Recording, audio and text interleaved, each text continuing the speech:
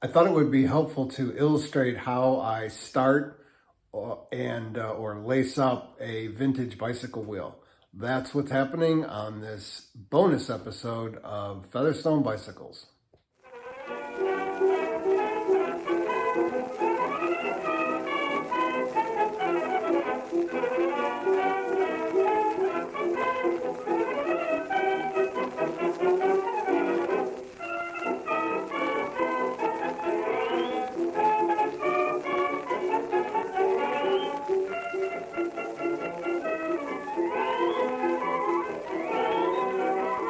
This will be the 12th time since starting the YouTube channel that I have constructed a wheel or laced the spokes, you might say. And in the past, I've just either verbally described it or I've flashed a quick drawing up that I would make. And I thought it might be beneficial to actually have a little bit more of a neater formal drawing and a formal explanation, and I'll make a PDF of this drawing when I'm done, available to anybody that wants it if they can email me. So if you're going to take apart a wheel and clean it and reconstruct it like I do in the videos, the most important thing you can do in the very beginning before you take anything apart is to note whether it's a 3-cross or a 4-cross. There are other types of crosses, but I think those are for either much older wheels or more modern wheels. The only, in my 15 years plus of doing this, the only examples I've ever run across on old Schwinn's and Raleigh's is either a 3-cross and a 4-cross. And what we mean by a cross is that as each spoke comes out of the hub and travels down to the rim, obviously this is not the scale, very exaggerated, but as each spoke comes out of the hub and travels down to the rim, it's going to cross either 3 other spokes or 4 other spokes. And when we say cross, we mean that the first cross spoke that it crosses is going to be very close to the hole, to the hub hole. The second one is going to be about here, and the third one's going to be about here.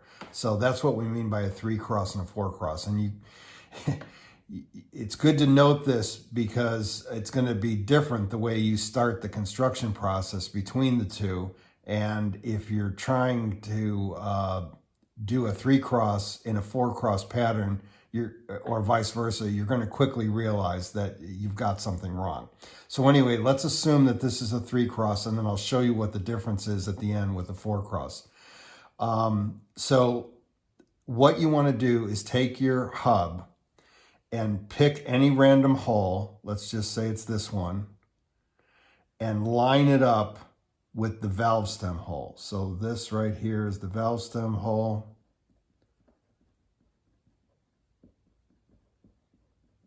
And then these are your holes that the spokes are going to go through in the rim. For a 3-cross, you want to count to the right of that hole 4 holes on the hub. So this is the 4th hole right here.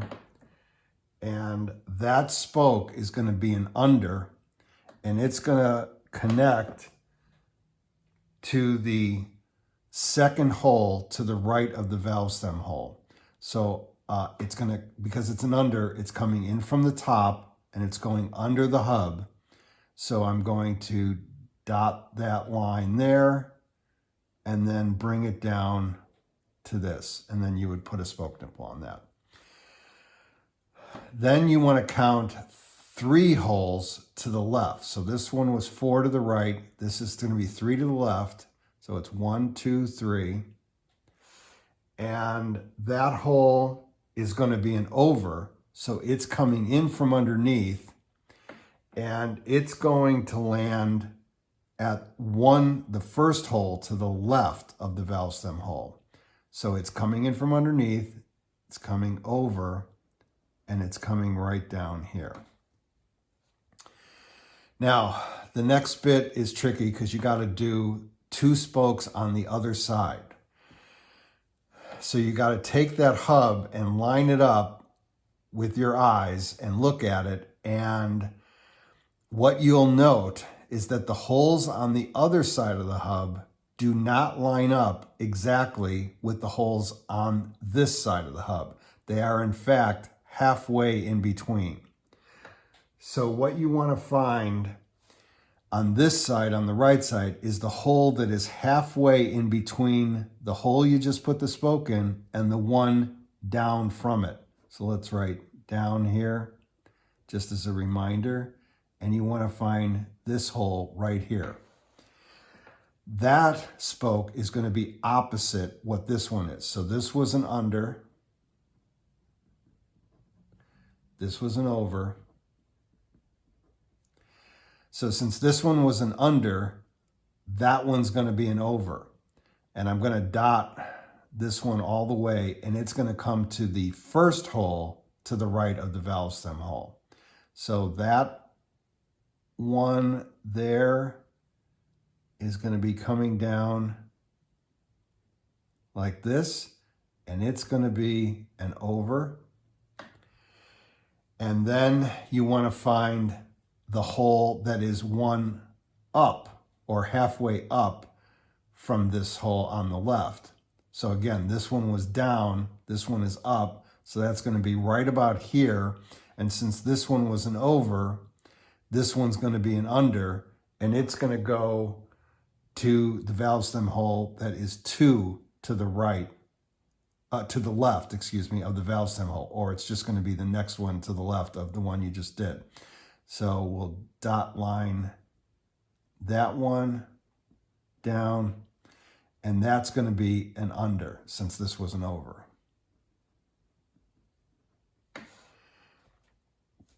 Now, the only other thing you need to know to get started, and I'll put up here. The only other thing you need to know to get started is that each spoke is 4 holes away from the previous spoke. And the way that I like to start the wheel is to do the unders first, because the overs are easier at the end when there's less spokes involved. So I should say the unders are easier to do when there's less spokes in. An over, comes in from underneath and just pops over. So that's, a no-brainer. The unders are a little bit more difficult because you kind of have to flex the spoke a little bit to get it past any other existing spokes that are in the way. But basically what I mean by 4 away is that, and of course they alternate. So this is an under. That means this is going to be an over, under, over, under, over, under, over. So the next under is going to be not the next hole, but this hole. And that spoke, so now it's going to be under, is going to go 4 holes away from the previous under, of course not counting the valve stem hole. So 1, 2, 3, 4. So there should be 3 holes in between those two. So that next under is coming under here and then going there.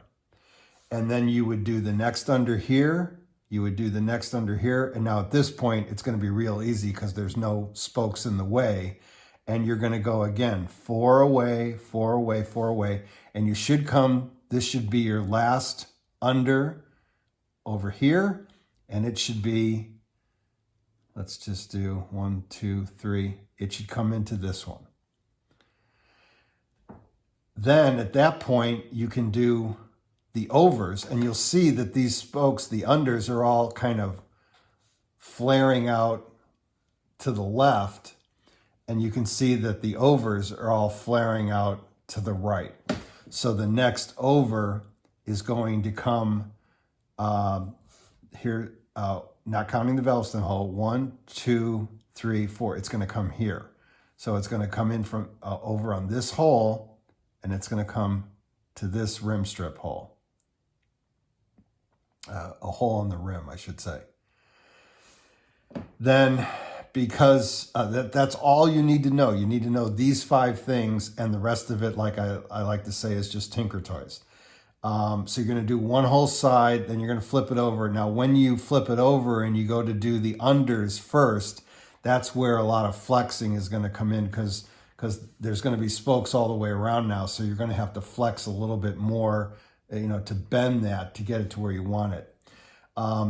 The only difference between a 3-cross and a 4-cross is that instead of 4 holes up to the right and 3 holes up to the left, it's 1 more. So right now there's 8 holes here. There's 1, 2, 3, 4, 5, 6, 7, 8.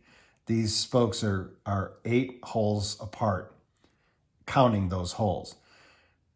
The 4-cross is 10 holes apart. So if it was a 4-cross, you'd start 5 holes up to the right and 4 holes up to the left. That's really the only difference. The 4-cross spokes are longer, which will make sense if you're coming down to these same points down here. The spoke needs to be longer to get to travel that far. If you have a 4-cross and you try to do it as a 3-cross, what you're going to end up with is your spokes are going to be sticking out through the nipples into there, and obviously that would cause a lot of problems. You'd have a lot of flat tires. So that's it. That's how you lace up a wheel. And then I mentioned in the beginning why it was important to start this way.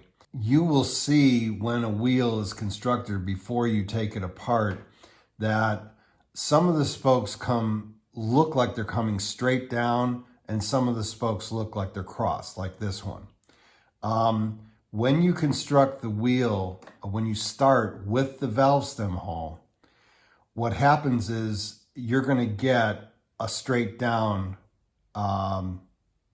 effect with the spokes around either side of the valve stem hole. And the reason that's important is you want room in here to get your nozzle for your air hose on the valve. If you had the valve stem hole here and you've got a cross right here, a little triangle, it's harder to get your air nozzle in there. So that's why it's important to start with the valve stem hole.